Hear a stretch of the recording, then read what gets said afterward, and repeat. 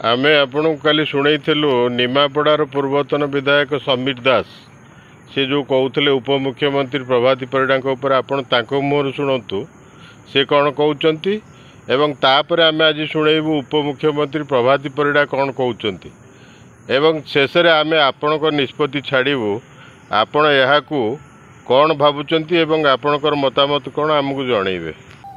आम 50 रु 55,000 भोट देकर विधायिका करइचु से केते स्वीकार करेंगे कि न स्वीकार करेंगे आप जानते कलापंचन पंचायत में 2600 भोट आम देचु समीर दास नेतृत्व में। आगुरी जदि आप देखिए संख्या जदि गणिबे पुराणा बीजेपी बंधु मैंने कहले 200 पूरीबनी आज पर्यंत आप जहाँ कार्य वर्षकर कार्य जदि आप देखिए आप सब देखिए 22, 23, 23, 24 सब फाइनेंशियल सैंक्शन 2 दिन तले ड्रेनेज गोटे ड्रेनेज शुभ दिहला ये हूँ 23, 24 सैंक्शन वर्षे हेले से पैसा आसी पड़ी रही ड्रेनेज डिपार्टमेंट रे जिते उद्घाटित होते शुभ दिया सब 22, 23, 23, 24 फाइनेंशियल ईयर पैसा ये वर्षक भीतर गोटे नुआ प्रोजेक्ट नुआ सैंक्शन आम देखिन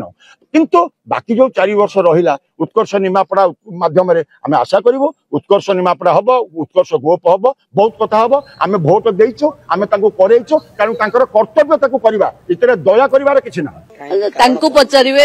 पचारे बेटर हम किंतु मत लगे जिते निज परिवार के लोक जी से भारतीय जनता पार्टी प्रवक्ता अच्छा सी किसी कथा आशा अधिक रखि थे आम कम कर तेणु यहाँ गोटे भल कथा कि जो पिला पारे ता ऊपर अपेक्षा अधिक हुए आदि आक्रोश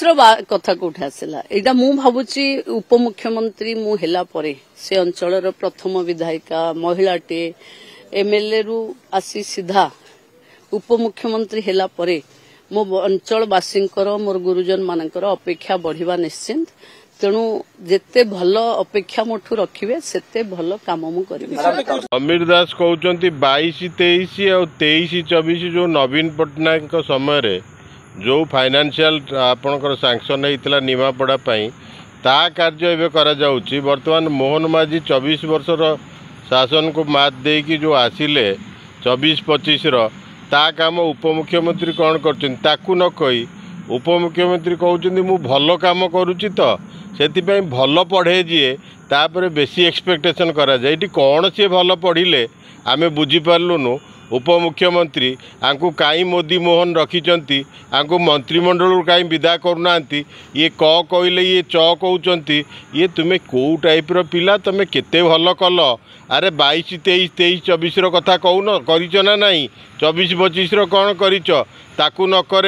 सबू कथार निश्चिंत कहूथबा ये माननीय महिला आंकु आपण प्रश्न करंतु वर्तमान लोक प्रश्न कलानी सिविल सोसाइटी प्रश्न कलानी विभिन्न राजनैतिक दल नेता माने प्रश्न उठेलेनी एभली अकर्मण्य लोक मानकु जो मानकर किछि टिकिए भी योग्यता नहीं शासन दवा लगी क्षमतार बसवा लगी तांकु रखी मोदी एटी भूल कलेनी तो 12 तारिख रे ओडिशा को आसुथवा मोदी लोकंकु आ पर कौन वार्ता देबे ता देखिबा को बाकी रहिला।